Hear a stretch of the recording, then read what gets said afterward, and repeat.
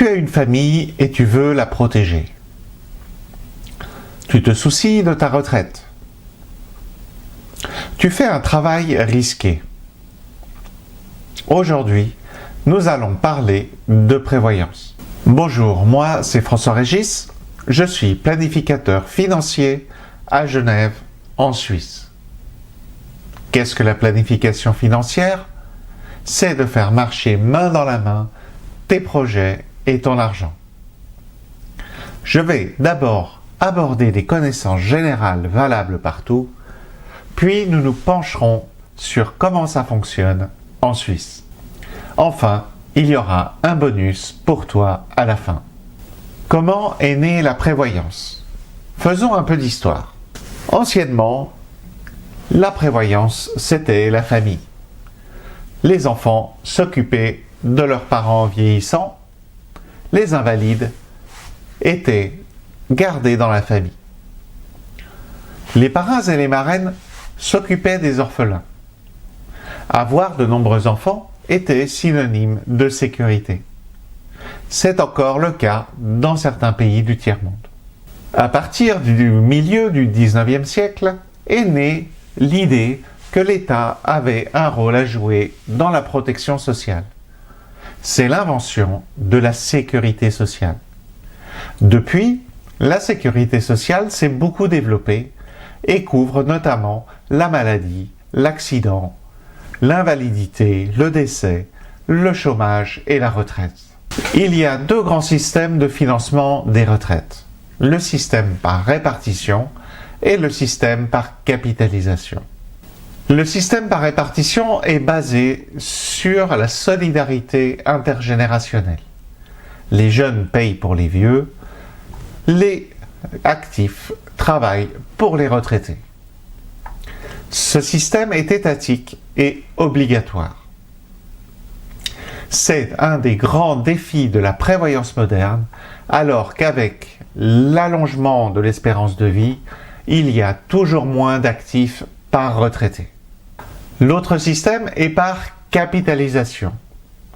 C'est l'épargne accumulée tout au long de sa vie professionnelle qui sert de retraite. Cette prévoyance peut être étatique et ou volontaire. Afin d'encourager la capitalisation, l'État incite l'épargne forcée ou volontaire avec des avantages fiscaux. L'instrument de la prévoyance par capitalisation est l'assurance vie. L'assurance vie se compose d'une partie risque, couvrant le risque de décès, le risque invalidité, et d'une partie épargne qui pourra être investie de différentes manières. Tu peux ainsi planifier ta retraite en fonction de tes projets à court, moyen et long terme. Il faudra tenir compte de tous tes revenus, tes rentes, tes revenus immobiliers ou de placement financier et tes dépenses, ton train de vie, tes cotisations, les impôts. Il existe de nombreuses possibilités d'optimisation tant au niveau fiscal que patrimonial et successoral. Voyons maintenant comment cela se passe en Suisse. Le système social suisse est constitué de 3 piliers qui sont un mélange des différents systèmes de prévoyance que nous avons vus précédemment. Dans le premier pilier, appelé AVS pour Assurance Vieillesse Survivant, le but est d'assurer les besoins vitaux. Ce système fonctionne par répartition.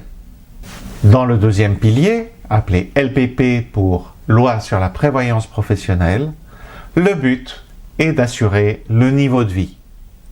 Ce système fonctionne par capitalisation. Un avantage du deuxième pilier est la possibilité de l'utiliser pour apporter des fonds propres pour ton projet immobilier. Je te mets le lien en description vers ma précédente vidéo sur le financement immobilier si tu veux en savoir plus. Un autre avantage du deuxième pilier est la possibilité de faire des rachats de prévoyance. Ce sont des versements à ta caisse de pension qui vont augmenter l'épargne globale et donc ton avoir de vieillesse. Enfin, dans le troisième pilier, le but est de consolider ta retraite. L'État incite à cette épargne volontaire par des avantages fiscaux. Attention, la couverture du premier et du deuxième pilier était à l'origine suffisante. Mais avec l'augmentation du coût de la vie, il est devenu nécessaire de cotiser au troisième pilier. En effet, le premier et deuxième pilier ne représentent que 60 à 70% du dernier salaire. Concentrons-nous maintenant sur le troisième pilier. Il y a un troisième pilier A, ou lié, et un troisième pilier B, ou libre. Le troisième pilier A, ou lié, est bloqué jusqu'à la retraite, et l'ordre successoral est imposé. Le troisième pilier lié est constitué sous forme de compte bancaire ou d'assurance vie. Attention, le compte bancaire ne couvre pas de risque. La cotisation annuelle directement déductible du revenu est actuellement de 7 056 francs pour les salariés et 35 280 pour les indépendants. Il est aussi possible d'utiliser son troisième pilier comme fonds propres pour un projet immobilier ou en amortissement indirect. Je te remets le lien en description vers ma précédente vidéo sur le financement immobilier. Il est conseillé, lorsque la valeur de rachat atteint les 100 000 francs, de démarrer un nouveau contrat afin de stopper la progression du taux marginal d'imposition. Quand tu retireras ton troisième pilier, tu seras imposé à taux réduit. Maintenant, le troisième pilier libre. Le troisième pilier libre n'existe que sous forme d'assurance vie. Il a de nombreux avantages. Il n'est pas limité en somme d'assurance. Il est imposé comme fortune à la valeur de rachat et pas comme revenu. Et si certaines conditions sont réunies, le versement peut être complètement exonéré d'impôts. Tu peux désigner le ou les bénéficiaires de ton choix. Il n'entre pas dans la masse en faillite. Il est versé directement au décès de l'assuré. Il est directement déductible du revenu jusqu'à un certain niveau dans les cantons de Genève et de Fribourg. On pourrait dire encore beaucoup de choses sur la prévoyance, tant le sujet est vaste.